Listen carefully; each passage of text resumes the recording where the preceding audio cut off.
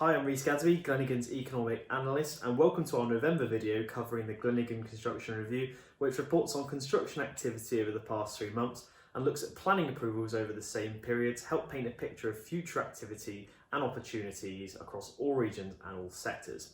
And looking back over the 3 months to October, the positive trends we identified over the past few months have continued, with a strengthening development pipeline and continued increase in project starts. The value of projects starting on site during the 3 months to October was 6% lower than 2019 figures. However, performance against the preceding 3 months is improving. Underlying projects, that's those under £100 million, were 14% down against this time last year, but were 26% up on the preceding 3-month period, showing that the industry's recovery from the first lockdown is continuing. In contrast, major projects worth over £100 million have performed very strongly, rising 35% on a year ago, boosted in particular by activity in the civil engineering sector, with a £1.4 billion wind farm off the Fife coast in Scotland commencing on site during the period.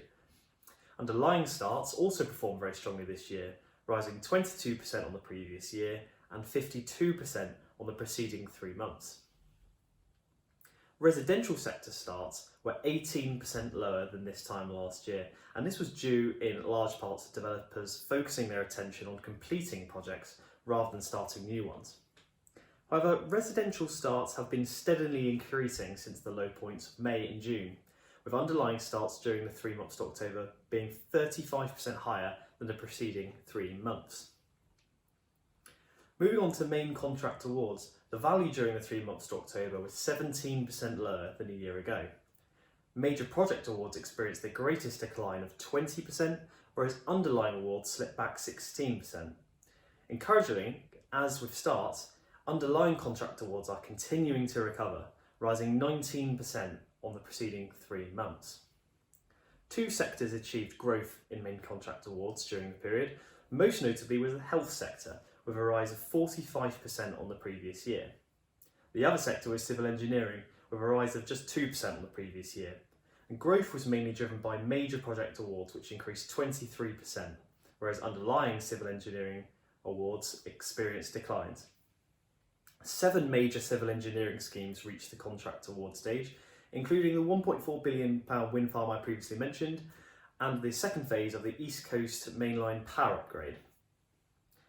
In contrast, despite falls against the previous year, the office and residential sectors are recovering very strongly against the preceding 3-month period, increasing 59% for the office sector and 28% for the residential sector. Detailed planning approvals during the 3 months to October were 41% higher than a year ago. Major projects have paved the way for growth, rising 222% against the previous year.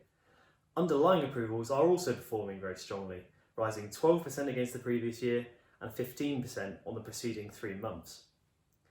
The development pipeline has been growing consistently in recent months, largely due to government commitment to large civil engineering schemes.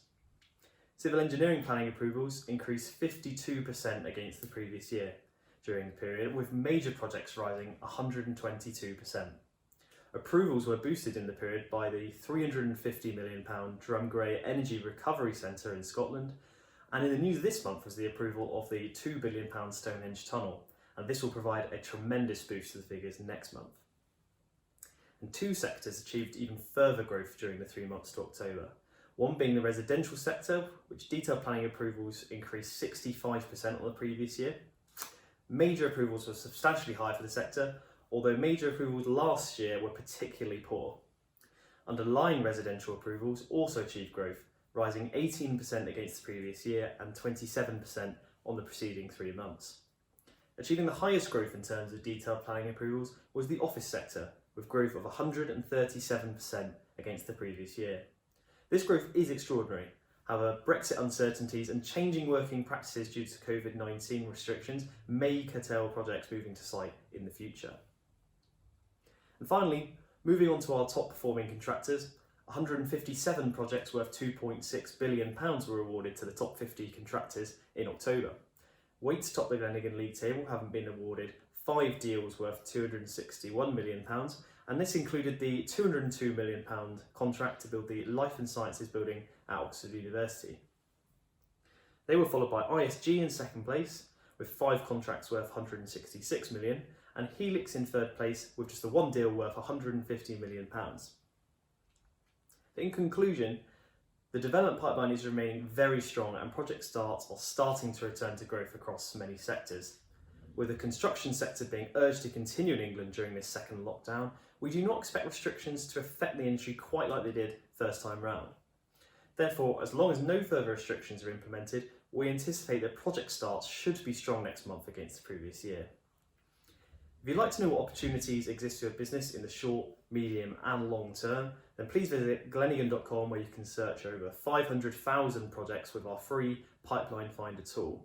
But in the meantime, thank you very much for watching and we'll look forward to updating you on construction activity to the end of November next month.